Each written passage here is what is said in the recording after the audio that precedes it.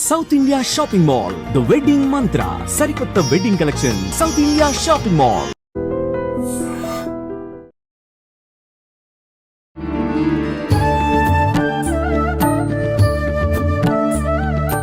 నమస్కారం, welcome to I dream. ధర్మ మార్గం విత్ విజిత కార్యక్రమానికి స్వాగతం. అయితే ప్రస్తుత పరిస్థితుల్లో ప్రతి ఒక్కరూ కూడా, ముఖ్యంగా యువత, వాళ్ళ ఆత్మస్థైర్యం ఏంటి అని గుర్తించలేక ఎన్నెన్నో తప్పులు పొరపాట్లు చేస్తూ వాళ్ళ జీవితాన్ని కోల్పోతున్నారు. అటువంటి వారికి విశ్వ నియమాలు అనే ఒక కాన్సెప్ట్, ఒక పుస్తకం అయితే ఉంది. ఆ పుస్తకంలో ఉండే ఆ జ్ఞానాన్ని గనక మనం తెలుసుకొని దాన్ని ఎలా మనం గ్రహించి ఎలా మన లైఫ్కి ఉపయోగపడుతుంది, ప్రకృతి మనకి ఎలా సహకరిస్తుంది అనే జ్ఞానాన్ని గనక పుస్తకంలోంచి మనం తీసుకోగలిగితే నిజంగా ప్రతి ఒక్కరి లైఫ్ అనేది ఒక మంచి మార్గం ఏర్పడుతుంది. లైఫ్ అనేది నిజంగా చాలా అద్భుతంగా ఉంటుంది. ప్రతి ఒక్కరు అంటారు బ్రహ్మ రాసిన రాత అని. బ్రహ్మ రాత రాశాడో లేదో మనమైతే చూడలేదండి, కానీ మన జీవితం మన చేతుల్లోనే ఉంటుంది, అది వాస్తవం. అయితే విశ్వ నియమాలకు సంబంధించి 15 సంవత్సరాలుగా పుస్తకం రాయటం మొదలుపెట్టి ఫైనల్గా ఆ పుస్తకం రాయటం కంప్లీట్ చేసి ఆ విశ్వ నియమాలను విశ్వవ్యాప్తం చేయటానికే పరితపిస్తున్న లక్కరాజు నిర్మల గారు మనతో పాటు ఉన్నారు. ఇప్పుడు వారితో మాట్లాడి ఈ విషయాలు మనం తెలుసుకునే ప్రయత్నం చేద్దాము. దీన్ని మీ అందరికీ తెలియజేయడం కోసం ఒక సిరీస్ లాగా దీనిని అయితే మేము ప్లాన్ చేస్తున్నాము. ముందుగా అసలు మనం సిరీస్ స్టార్ట్ చేసే ముందు అసలు ఏముంది ఈ పుస్తకంలో, విశ్వ నియమాలు అంటే ఏంటి, ఆ పుస్తకం చదవడం వల్ల ఎన్నో పుస్తకాలు వచ్చాయి చూసాము, ఏం మారింది, మరి ఇది చదివితే మారుతుందా అనుకునే వాళ్ళకి అసలు నిజంగా ఎలా మారుతుంది, ఏం తెలుసుకోవచ్చు అనే చిన్న జ్ఞానాన్ని ఇవ్వడం కోసమే మా ప్రయత్నం ఈ వీడియోలో. అందరూ తప్పకుండా చూడండి.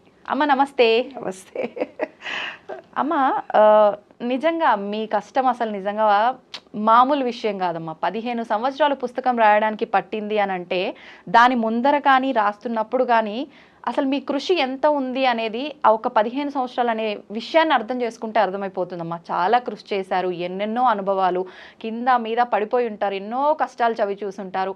మామూలు మాటలు కాదు. మీకు ఉండొచ్చు ఇంట్రెస్ట్ బుక్ రాయాలని, కానీ ఇంట్లో వాళ్ళు కూడా దానికి సపోర్ట్ చెయ్యాలి. కొన్ని సందర్భాల్లో సపోర్ట్ చెయ్యరు, ఎన్నో కష్టాలు ఎదుర్కోవాల్సి వస్తుంది. మొత్తానికి మా అందరికీ ఈ విశ్వ నియమాలు అనే పుస్తకాన్ని అయితే అందించడం జరిగింది. మనకు మన మహాత్ములు ఎందరో మంచి మంచి గ్రంథాలు పురాణాల రూపంలో జ్ఞానాన్ని ఇచ్చారు, కాదనము. కానీ ప్రస్తుత జనరేషన్లో ఉన్న వాళ్ళకి సింపుల్గా మనం నిత్యం ఏం చేసుకుంటున్నామో దానిలోనే కొంత జ్ఞానాన్ని అందించేటట్టుగా ఉంటే బాగుంటుంది. ఈ మధ్యకాలంలో మనం వింటున్నాం ప్రకృతిని మనం ఖరాబ్ చేయడం వల్లనే మనకు వచ్చే ఇవన్నీ కూడా అని చెప్పి. మనకు వచ్చే సమస్యలు అయితే కానివ్వండి, ప్రకృతిలో వచ్చే సమస్యల వల్ల మనం పడే ఇబ్బందులు కానివ్వండి, ఇవన్నీ అంటే దీన్ని బట్టి ఏమర్థం అవుతుంది, ప్రకృతిని మనం కాపాడుకుంటే మన జీవితం మనం కాపాడుకున్నట్టు. ఎలా అమ్మా, అసలు ఏంటి పుస్తకంలో ఏముంది, ఎలా అందించబోతున్నారు మాకు ఈ విషయాన్ని? లాస్ట్ టైం నా అనుభవాలన్నీ చాలా మీ ఎపిసోడ్లో మీతో ఇంటర్వ్యూలో చెప్పాను నాన్న. అవునమ్మా, ఇంట్రడక్షన్లు చాలా చెప్పేశాను మీకు. ఆల్మోస్ట్ ఆల్ అసలు ఎందువల్ల నేను ఎలా ఉన్నదాన్ని ఎలా మార్పు చెందాను విశ్వ నియమాల వల్ల. విశ్వంతో అటాచ్మెంట్ అంటే ఒక లింక్ కుదిరింది నాకు విశ్వానికి. ఆ విశ్వంతో ఇవాళ నేను మాట్లాడగలుగుతున్నాను. నా అనుభవాలను మీ అందరితో పాలు పంచుకోవడానికి ఒక పుస్తకం రాశాను. ఈ పుస్తకము తీసుకురావడానికి నేను భగవద్గీతను రాయాలి, నా మోటివేషన్ అని పెట్టాలా, ఏం చేయాలి, పుస్తకానికి ఏం పేరు పెట్టాలి, ఎవరైనా కవిత్వం రాస్తున్నావా, ఏమైంది ఆగిపోయినా అంటే లేదు రాస్తున్న పుస్తకం అని చెప్తూ వచ్చాను, ప్రొలాంగ్ చేస్తూ వచ్చాను. కానీ రోజు ఈ కరోనా వచ్చినప్పుడు మాత్రం చాలా బాధపడ్డాను నేను.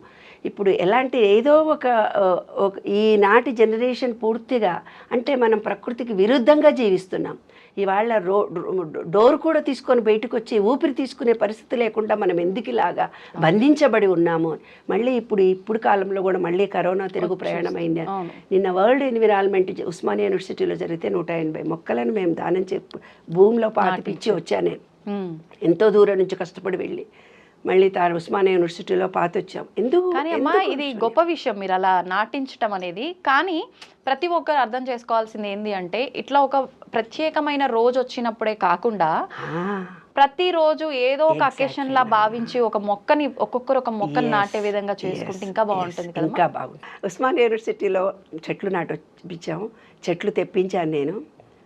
ఒక నర్సరీ నుంచి చెట్లు తెప్పించి చెట్లు అక్కడ ఉండే లైబ్రరీ చేత అక్కడ ఉండే పిల్లలందరి చేత చెట్లు నాటించాను. మన ఇళ్లలో ఎన్నో ఫంక్షన్స్ జరుగుతుంటాయి. ఒక వాచో ఒక ఇత్తడి గిన్నో స్టీల్ గిన్నో ఇంట్లో లేవన్నట్టు మనం ఇస్తాం కదా. అలా కాకుండా ఒక మొక్క ఇవ్వాలి అని, ఒక మొక్కను కనుక మీరు ఎవరికైనా గిఫ్ట్ ఇస్తే ఆ మొక్క ఎంత, ఒక చెట్టు ఎంత ఎనర్జీ ఇస్తుందో, మీ ఎనర్జీలో positive energy attraction of law కావాలంటే మనలో నెగిటివిటీని పాజిటివ్ ఎనర్జీగా మార్చుకోవాలి. అలా మీరు ఒక చెట్టును కనుక ఎవరికన్నా గిఫ్ట్ ఇస్తే పాజిటివ్ ఎనర్జీ మీకు వస్తుంది. ఇలా మీరు చెప్పినటువంటి ఈ యూట్యూబ్ ఛానల్లో మనం విశ్వ నియమాల గురించి పాజిటివ్ ఎనర్జీ ఇచ్చేవి పాస్ ఆన్ చేస్తే, ఒకళ్ళకొకళ్ళకు పాస్ ఆన్ చేస్తే మీకు ఎనర్జీ వస్తుంది. అవి చెట్టుకు నీళ్లు పోస్తే ఎనర్జీ వస్తుంది. అందరూ నాకు చెప్తారు, మేము అంత గొప్పవాళ్ళము, ఇంత గొప్పవాళ్ళము, మేము అనుకున్న అట్రాక్షన్ ఆఫ్ లా ఫలిస్తలేదు, మేము అనుకున్నది చేస్తలేదు, లేదు డబ్బులే వస్తలేవు అని చెప్తారు. దానికి కారణం ఇది ఒక్కటే నాన్న, ఏమిటంటే ప్రకృతికి నీవు ఏదో ఒకటి ఇవ్వాలి. ఏది ఇస్తే నీలో ఎనర్జీ పెరుగుతుంది. ఆ ఎనర్జీని మీరు అనాలిసిస్ చేసుకోవాలి. మీ థాట్స్, మీ భావాలు, ఏర్పడినటువంటి భావాలు, మూఢనమ్మకాలు, మూఢ విశ్వాసాలు ఏవేవో మనలో ప్రబలంగా ఉన్నాయి కదా. ఆ ప్రబలంగా ఉన్నటువంటి వాటికి అతీతమైనటువంటి భావనతో మనం ఇవాళ బ్రతకాలి కదా. ఆ నెగిటివిటీని మనం తీసేసి పాజిటివ్ ఎనర్జీ తీసుకురావాలి. అందుకని ఏం చేస్తున్నారు, ఈ అట్రాక్షన్ 41 సార్లు నువ్వు రాయి కావలసినటువంటి కోరిక అంటే ఈ సబ్ కాన్షియస్ మైండ్లో పూర్తిగా నీ కోరిక అనేది దానికి ఎనర్జీ వచ్చి ఆ ఎనర్జీ లెవెల్స్తో ఫీలింగ్ని విశ్వంలోకి ఇచ్చినప్పుడు ఆ కోరిక తీరుతుంది. లేదు ఒక కోరిక నాకు ఇల్లు కావాలి, ఇల్లు వచ్చేసిందంటూ ఫీల్గా అని చెప్తారు. అంటే ఏంది, నా విశ్వ నియమాల ప్రకారం ఏమిటంటే ఆలోచన అనేది కూడా ఒక ఎనర్జీ, శబ్దము అనేది కూడా ఒక ఎనర్జీ. మీరు ఇంట్లో ఏ శబ్దంతో గట్టిగా అరుచుకుంటున్నారా, కొట్లాడుతున్నారా, కేకలేసుకుంటూ మాట్లాడుతున్నారా, మీ ఎనర్జీ లెవెల్స్ డౌన్ అయిపోతాయి. అంటే ఎనర్జీ ఖర్చు అయిపోతుంది, నెగిటివిటీ ఆ ప్రాంతంలో పెరుగుతుంది. ఒక పిల్లలు కానీ, ఒక తల్లి కానీ, ఒక భర్త కానీ, ఇంట్లో ఉండే XYZ ఎవరైనా పర్వాలేదు, గట్టిగా కేకలేస్తూ మాట్లాడుతూ ఇరిటేట్ అవుతూ ఒక పనివాళ్ళు కానీ, ఇంకొకళ్ళు కానీ, ఏదైనా అక్కడ ఉండే సిచ్యుయేషన్లో అది నెగిటివిటీ పెంచే అభిప్రాయం. అంటే ఆ ఎనర్జీ మీరు అనుకున్నారు, ఒక మాట గట్టిగా అన్నాము వెళ్ళిపోయినాము అనుకున్నాం కాదు, అది విశ్వంలో ప్రవేశించి విశ్వంలో ఇంకొకళ్ళ మనసును కూడా గందరగోళం చేస్తుంది. అంటే ఏంది, మనం ఇచ్చేది ఏదైతే ఉందో విశ్వంలోకి వెళ్ళిపోయి అది ఇంకొకళ్ళ మీద కూడా ప్రభావం చూపిస్తుంది. నువ్వు నెగిటివ్ ఇస్తే నెగిటివ్ ప్రభావం విశ్వం మీద చూపిస్తుంది, పాజిటివ్ ఇస్తే పాజిటివ్. అంటే ఇది ఎవరో ప్రభుత్వాలు చేయాలి, ఇంకొకళ్ళు చేయాలి అనేది కాదు ఎన్విరాన్మెంట్ అంటే మీకు ఇన్ని ఎపిసోడ్లో మీకు అందరికీ అర్థమైంది ఏంటిది, పంచభూతాలు మనలో ఉన్న ఎనర్జీ పాయింట్స్, పంచభూతాలు బయట ఉన్నాయి, రెండింటిని కలుపుకుంటే మన కోరిక తీరుతుంది కాదు. మనం పూర్తిగా ప్రకృతికి విరుద్ధంగా జీవిస్తున్నాం. మనం తినే ఆహారం ఏముంటుందో ఆలోచనలు అలా వస్తాయి. మనం ఎలాంటి మాటలు మాట్లాడుతున్నామో అలాంటివే మన జీవితంలో ఎదుర్కొంటున్నాము.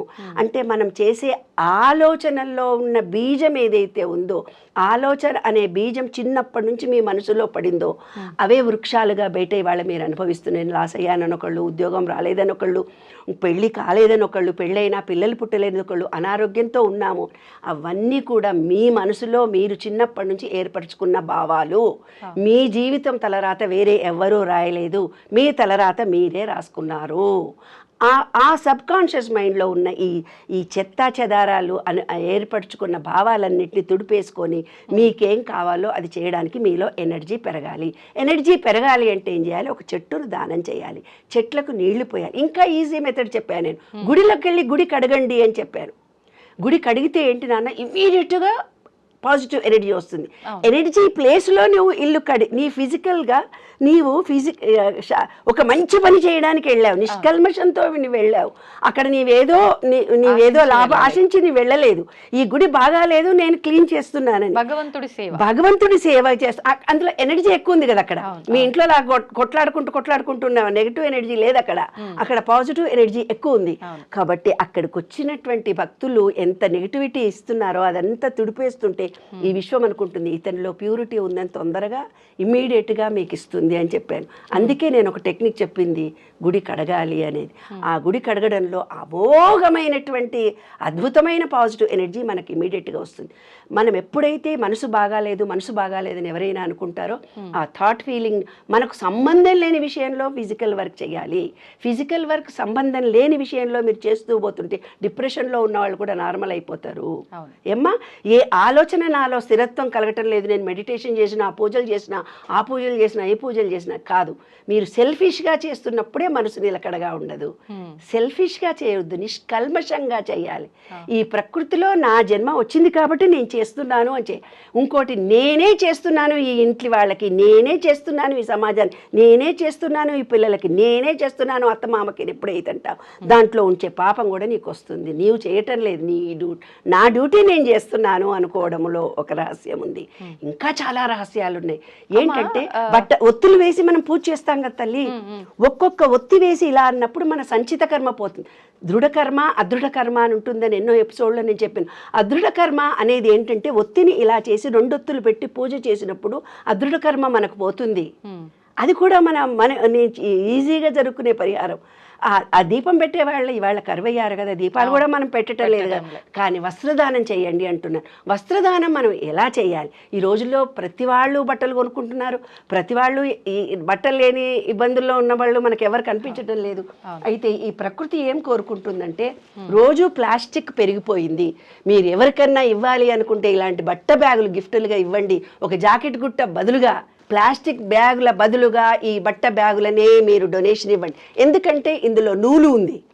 ఈ నూలును ఒక్కొక్క పొరకి ఒక్కొక్క సంచిత పాపం తొలగిపోతుంది మీకు. మీరు జాకెట్ గుడ్డ ప్లాస్టిక్ పాలిస్టర్ బ్లౌజులు అంటారే, అవి పెడితే పుణ్యం రాదు. ఇట్లాంటి కాటన్, ప్యూర్ కాటన్ బ్యాగులు ఏవైతే ఉన్నాయో ఇలాంటివి మీరు ఒక్కొక్కళ్ళకి ఎవరు వచ్చినా సరే ఇంటికి వస్తే ఒక గిఫ్ట్ ఇవ్వాలి. ఇలాంటి బ్యాగులు ఇస్తే వాళ్ళు భుజానికి వేసుకొని పోతారు, కూరగాయలు తెచ్చుకుంటారు, ప్లాస్టిక్ను నిరోధించడం జరుగుతుంది.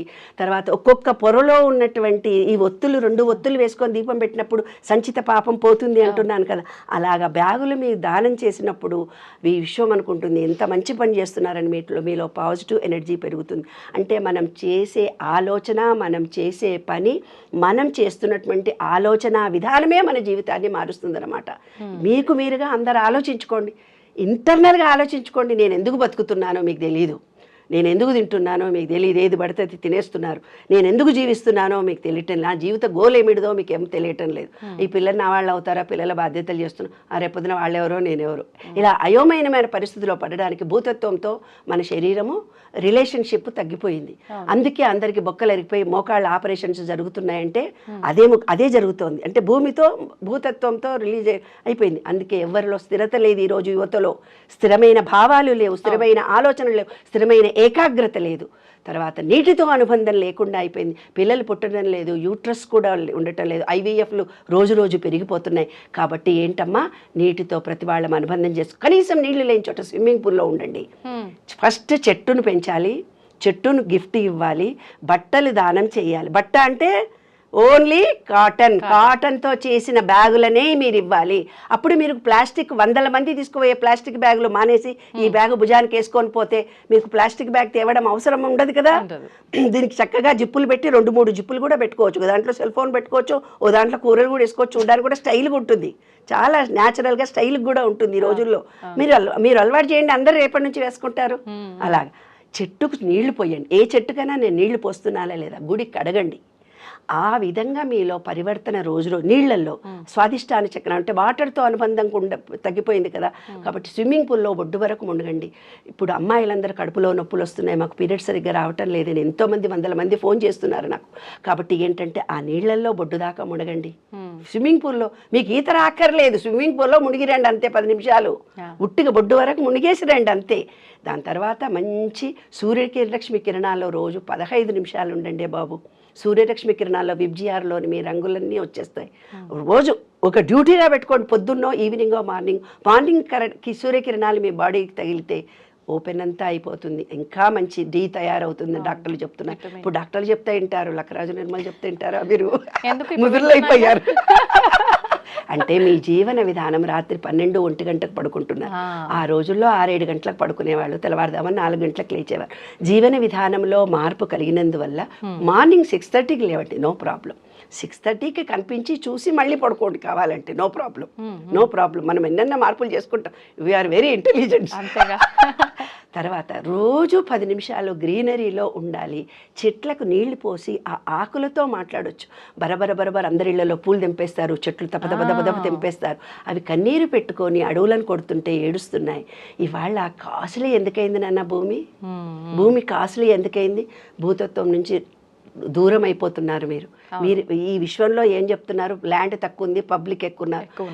పబ్లిక్ ఎక్కువ ఉంటే ఒక్క క్షణంలో భూకంపం వచ్చేసి 100 మందిని భూమి తీసుకోగలదు. ఒక్కసారి 100 మంది చచ్చిపోగలరు. ఎప్పుడో ఒకసారి పూర్వకాలంలో రోజు చచ్చిపోతాం, అయ్యో ఫలానా వాళ్ళే చచ్చిపోయారు. ఇవాళ రోజు 100 మంది చచ్చిపోతున్నారు. మనకు 100 మంది పుడుతున్నారు పిల్లలు అక్కడ అని జనాభా చూపిస్తే 100 మంది చచ్చిపోతున్నది మనం రోజు చూస్తూనే ఉన్నాం. ఏదో తొక్కిసలాట జరిగింది, దాంట్లో పోయారు, ఇంకెక్కడో తొక్కిసలాట జరిగింది. ఇవన్నీ సామాన్యంగా ప్రకృతి చేస్తుంది అనమాట. చెట్లను మీరు ఎప్పుడైతే హింసించి టకటక కొట్టేస్తున్నారో, ఏదో మీటింగ్లో 100 మంది ఒకసారి చచ్చిపోతారు. తొక్కిసలాట జరిగింది, ఆ చెట్టు ఏడ్చింది. అందువల్లనే ఈ విధంగా క్రికెట్ దాంట్లో చచ్చిపోయినారని విన్నప్పుడు నాకు అనిపించింది, ఒక్క చోట ఇల్లు కట్టాలంటే ఆ చెట్లన్నీ పరపర కట్ చేస్తున్నారు కదా నాన్న. కాబట్టి చెట్లను పెంచడమే మీ బాధ్యత, కానీ తుంచడం బాధ్యత కాదు. ఎవరైతే చెట్లను పెంచుతుంటారో నెక్స్ట్ తరాలు ఆక్సిజన్ కోసం పరిగెత్తక్కర్లేకుండా మనం బ్రతుకుతాం. తర్వాత ఆకాశాన్ని చూడాలి ప్రతి ఒక్కళ్ళు కూడా. ప్రతి ఒక్కళ్ళు ఈ విశ్వనియమాలు అనే పుస్తకంలో ప్రతి పాయింట్ చెప్పాను. నాదం అంటే ఏంది, వేదం అంటే ఏంది, మృత్యు అంటే ఏంటి, మీరు దాహం అంటే ఏంటి, సూర్యుడు అంటే ఏంటి, మీరు మాట్లాడే మాటలంటే ఏంటి, ఈ ప్రతి ఒక్క మాటకి పూర్తిగా విశ్వ నియమాలే కాదు నాన్న, విశ్వ రహస్యాలు కూడా చెప్పాను దాంట్లో. కాబట్టి ప్రతి ఒక్కళ్ళు విశ్వ నియమాలను తెలుసుకోండి, విశ్వ రహస్యాలను తెలుసుకోండి. మీరు కూర్చున్న చోట ఇల్లు కావాలంటే ఇల్లు వస్తుంది, ఆరోగ్యం కావాలంటే ఆరోగ్యం వస్తుంది. మీ మనసు ప్రశాంతంగా పెట్టుకోండి. నేను నాది అనే స్వార్థాన్ని వదిలిపెట్టండి. ప్రేమ, ఆత్మీయత, లాలన పెంచుకోండి. మీలో ఒక కృతజ్ఞతాభావం, ఎప్పుడు ఏదో ఇస్తూనే వెళ్ళండి, మీకు అన్నీ మంచి జరుగుతాయి. ఎవరైతే ఇవి ఛానల్స్ చూస్తున్నారో సెల్ఫిష్నెస్ వదిలిపెట్టండి. మా అత్త ఇట్లా చేసిందంటే అత్త అట్లే ఉంటుంది, నా మొగుడు ఇట్లా చేసిందంటే, నా భార్య ఇట్లా చేసిందంటే వాళ్ళు అట్లే ఉంటారు. వాళ్ళ గురించి మీరు వాళ్ళు అలా ఉన్నారు అంటే ఆ పాపం నీకు అంటుకుంటుంది. విషయం ఎక్కడ? ఎవరైనా నిన్ను అవమానం చేసి కొట్టారు, తిట్టారు, నిన్ను ఉద్యోగం నుంచి పీకేశారు, కానీ వాళ్ళకి థ్యాంక్స్ చెప్పాలి. ఎందుకంటే నీవు వాళ్లకు నాలో అహం పోయింది, కృతజ్ఞత నువ్వు చెప్పినట్టయితే వాడి దగ్గర నుంచి మైనస్, నీ దగ్గర నుంచి మైనస్ నీ కర్మగా మిగిలిపోకుండా ఉంటుంది. ప్రజెంట్ సిచ్యుయేషన్లో ఎవరు ఏ ఏ పరిస్థితుల్లో ఎలా ఉన్నారో అది నేను ఒప్పుకుంటున్నాను అని జీవితాన్ని సాగించండి, మీకు హ్యాపీగా ఉంటారు. ఈ ఎందుకు వచ్చింది అనే క్వశ్చన్ వేసుకున్నారనుకోనానా, పాయింట్ కర్మగా మిగిలిపోతుంది. మీరు మారరు, మీ జీవితం మారదు. ఏ థాట్ రిలీజ్ చేస్తున్నారో అదే రౌండ్గా తిరిగి నీ దగ్గరకు వస్తుంది. 8 ఆకారము అంటే అనంతము. నువ్వు వేధిస్తావో అదే తిరిగి వస్తుంది. ఎందుకు నాకు ఇట్లా బాధపడుతూ నువ్వు గతంలోనే ఉంటే భవిష్యత్తు లేదు, భవిష్యత్తులోనుంటే ప్రజెంట్ లేదు. కాబట్టి ప్రజెంట్లో ప్రతి పనిని ఎరక కలిగి చేయండి, ప్రతి పనిని ధ్యాసతో చేయండి, ప్రతి పనిని ఇది నా డ్యూటీ అనుకోని మీరు చేయండి. నేనే చేస్తున్నానే ఫీలింగ్ మీరు వదిలిపెట్టండి. మీకు ట్రెమండస్ ఎక్స్పీరియన్సెస్ చూస్తారు. చెట్లను పెంచండి, చెట్లకు నీళ్లు పోయండి, నీరును సఫిషియెంట్గా తాగండి, విశ్వ నియమాలను ప్రతి ఒక్కళ్ళు తెలుసుకోండి, జీవిత విలువలు పెంచుకోండి. మీరు అనుకున్న కోరిక నెరవేరుతుంది, దానికి నేను గ్యారెంటీ. అనుకున్న కోరికలన్నీ నెరవేరుతాయి. విశ్వ నియమాల గురించి పూర్తిగా అవగాహన చేసుకొని మీరు తెలుసుకుంటే కనుక. అట్రాక్షన్ ఆఫ్ లా అంటే నేను మంచిగా చేసినా, ఆలోచించినా, నేను 10 సార్లు అనుకున్నా, నేను నీ పాతదన్ని నీ లోపల పెట్టుకొని, లోపల కడుపు నిండా పాతవన్నీ పెట్టుకున్నాక ఇప్పుడు మారిన 4-5 స్క్రిప్టులు చదివితే ఇట్లా ఫలిస్తేదే బంగారు కొండ. ఆ పాత బునియాదల చాలా ఉంది. అవన్నీ మన ఫీలింగ్స్ అన్నీ తీసేసేయాలి. ఏ నమ్మకాలు, ఏ విశ్వాసాలు, ఎవరిని నువ్వు మోసం చేస్తున్నావు, ఎవరు సెల్ఫిష్గా నువ్వు బ్రతుకుతున్నావు, ఎలా నీ జీవన విధానం, ఎలా డబ్బు సంపాదించారు మన పూర్వీకులు, ఆ డబ్బును నువ్వు అనుభవిస్తున్నప్పుడు ఎన్ని పాపాలు వస్తాయి. తర్వాత ఎవరినైనా నీవు హింసించావా, ఆ వాళ్ళు ఎంత ఫిజికల్గా బాధపడ్డారో నువ్వు అంత ఫిజికల్గా బాధపడాలి. ఎవరైనా సైకాలజికల్గా బాధపెట్టావా, నువ్వు సైకాలజికల్గా నువ్వు అంత బాధపడాలి. నువ్వు ఎవరినన్నా డబ్బు దోచుకున్నావా, అంత డబ్బు నీ దగ్గర నుంచి పోయిందాక ఈశ్వర్ నేను వదలదు. అదే జీవిత రహస్యం, అదే విశ్వ నియమాలు. ఇంకా చాలా చాలా ఉన్నాయి.